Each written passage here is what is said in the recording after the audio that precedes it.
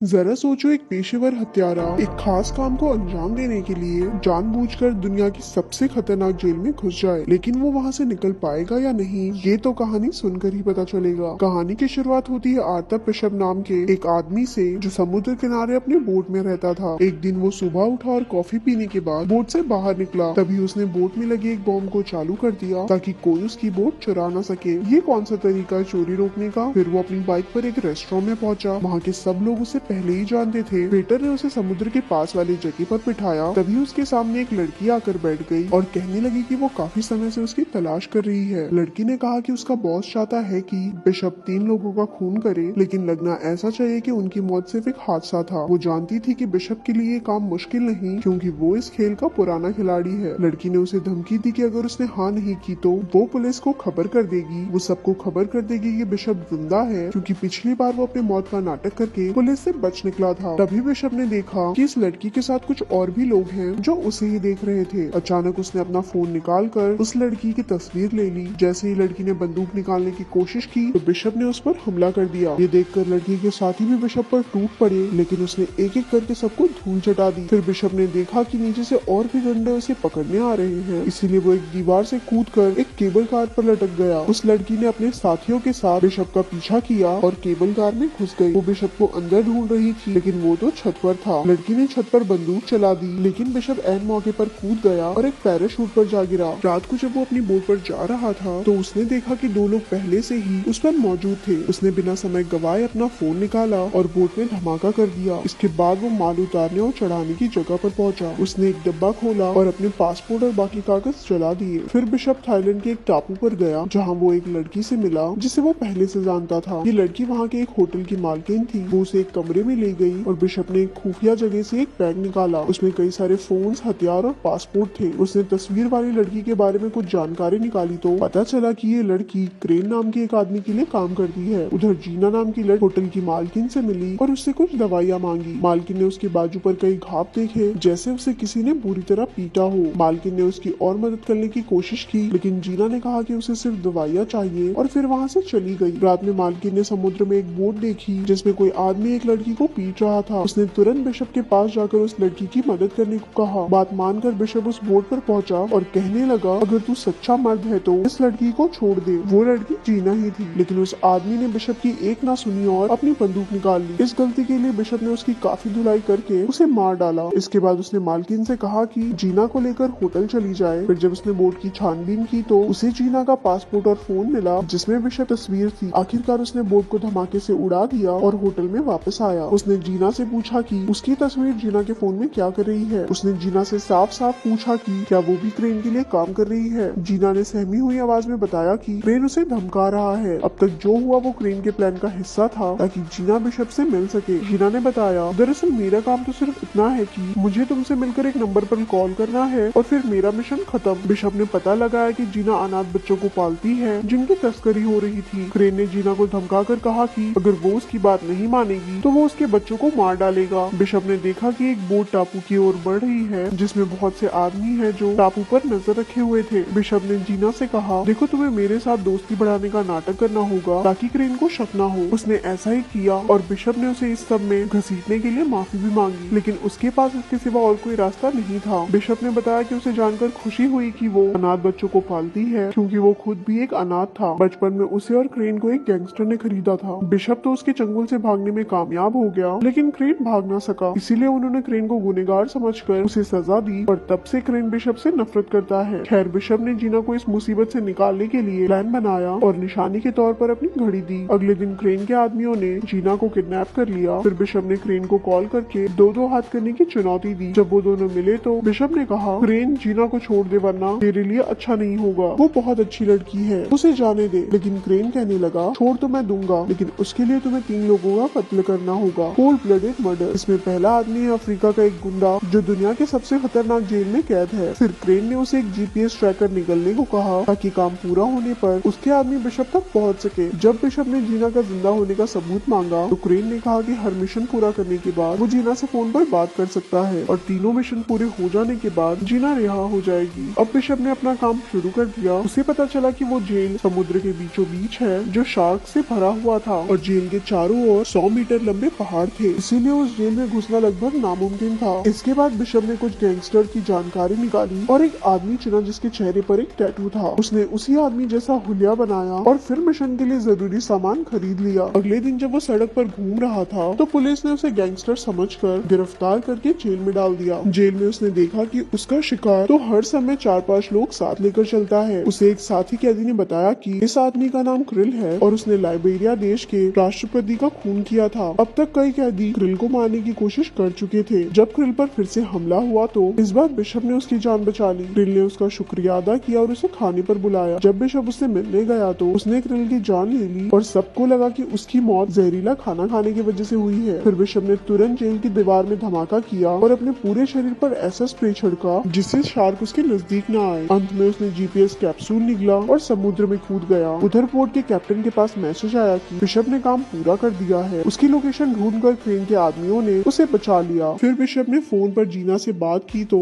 जीना ने बताया बिशप के पास अगले आदमी को मारने के लिए सिर्फ 36 घंटे हैं, नहीं तो वो लोग जीना को मार देंगे। अब क्रेन ने उसे दूसरे आदमी की जानकारी भेजी। इस आदमी का नाम एड्रियन है जो कि एक अरबपति था। ये इंसानों की तस्करी का धंधा करता है, लेकिन उस तक पहुंचना बहुत मुश्किल था क्योंकि वो ऑस्ट्रेलिया में एक बिल्डिंग के 58वें माले पर रहता है जहाँ के सारे दीवार दरवाजे खिड़की बुलेट प्रूफ थे। ऊपर से हर जगह सेंसर्स और फिंगरप्रिंट डिवाइस भी लगे थे। अब बिशप इस आदमी के नीचे का घर खरीदने पहुंचा। उधर उसने घर की चाबियां और नक्शे की हूबहू नकल उतार ली। फिर उसने कांच फोड़ने वाले बॉम्ब बनाए और साफ सफाई वाले आदमी का भेस बदलकर उस घर में घुस गया। घर की खिड़की से लटक कर वो एड्रियन के घर की स्विमिंग पूल तक पहुंचा और वहाँ बॉम्ब फिट कर दिए। जैसे ही एड्रियन उसमें नहाने आया बिशप ने धमाका कर दिया और एड्रियन सीधा नीचे गिरकर मारा गया। अब फिर से जीना का कॉल आया, लेकिन इस बार उसने चालाकी से उस बोट का नंबर दिखा दिया जिसमें वो कैद थी। फिर बिशप चालाकी से हेलीकॉप्टर से उस बोट तक जीना को बचाने पहुंचा और कई गुंडों को मार गिराया, लेकिन अफसोस कुछ देर बाद वो पकड़ा गया। फिर क्रेन ने उसे आखिरी चेतावनी देते हुए कहा कि इस बार तो माफ कर देता हूँ, लेकिन अगर फिर से ऐसा हुआ तो जीना बेचारी मारी जाएगी और उसकी मौत के जिम्मेदार होगे तुम। अब बिशप का आखिरी मिशन था अमेरिका में रहने वाले मैक्स को मारना। वो एक ऐसी बिल्डिंग में छिपा हुआ था जो पहाड़ के ऊपर बनी है और वहाँ सबमरीन्स का कारखाना था। इन सबमरीन्स में बड़ी बड़ी मिसाइल छुपाई गई थी। वहाँ खुफिया तरीके से किसी का भी अंदर आना या अंदर से बाहर जाना नामुमकिन था। जो भी वहाँ घुसने की कोशिश करता वो मौत के मुंह में जा गिरता। बिशप के पास इस काम को अंजाम देने के लिए 48 घंटे का वक्त था। उसे खबर मिली कि मैक्स ने एक हेलीकॉप्टर मंगाया है, इसीलिए उसने हेलीकॉप्टर के नीचे छुपकर मैक्स तक पहुंचने का प्लान बनाया। जब उसकी तरकीब कामयाब रही तो उसने बिल्डिंग के सारे कैमरे जाम कर दिए। चारों ओर हड़कंप मच गया और गार्ड्स मैक्स को एक खास कमरे में ले जाने लगे। तभी बिशप ने लिफ्ट में धमाका कर दिया, लेकिन किसी तरह मैक्स खास कमरे तक पहुंच गया। हालांकि अपना हीरो तो पहले से ही वहां मौजूद था। अब वो मैक्स के साथ मिल गया और मैक्स को मारने का नाटक किया ताकि क्रेन को चकमा दिया जा सके। उसका प्लान था कि जब क्रेन के आदमी मैक्स की बॉडी ढूंढने आएंगे तो क्रेन बोट में अकेला होगा और उस समय उसे खत्म करना कोई बड़ी बात नहीं। उन्होंने प्लान के मुताबिक मैक्स की मौत का नाटक किया और जैसे ही वहाँ धमाका हुआ बिशप उसे समंदर से बचा कर एक टापू पर ले आया। फिर बिशप ने क्रेन को कॉल करके कहा अबे ओ जीना को छोड़ दे, लेकिन क्रेन ने पहले मैक्स की बॉडी देखने की मांग की। बिशप ने बताया कि बॉडी उसकी सबमरीन में पड़ी है। इसके बाद क्रेन ने सबमरीन पर मैक्स की बॉडी देखने के लिए अपने आदमी भेजे। बिशप ने भी उनके लिए हर जगह बॉम्ब्स लगाकर तैयारी कर रखी थी। जैसे ही वहाँ उसके आदमी पहुंचे बिशप ने उन्हें गोलियों से भून दिया। उधर क्रेन ने ये सब अपने कैमरा से देख लिया। इसके बाद बिशप क्रेन की बोट पे पहुंचा और सारे गार्ड्स को मार डाला। इसी बीच जीना को भी गोली लग गई। वही क्रेन में बोट में लगे बॉम्ब को एक्टिवेट कर दिया। बिशप ने जल्दी से जीना को छुड़ाया और उसे एक ऐसे डब्बे में पहुंचा दिया जो धमाका होने से पहले ही बोट से अलग हो गया। अब बिशप और क्रेन की जबरदस्त लड़ाई शुरू हो गई। उसने क्रेन को जंजीर से बांध दिया और तभी बोट में धमाका हो गया। जीना तो बच निकली, वहीं मैक्स के आदमियों ने बोट का मलबा बाहर निकाला। कुछ समय बाद जीना अपने बच्चों के साथ थी और उसने देखा कि बिशप उसके आंखों के सामने खड़ा था। असल में बिशप बोट के स्टील रूम में छुप गया था जो इमरजेंसी के वक्त काम आता है और इस तरह वो धमाके में बच निकला।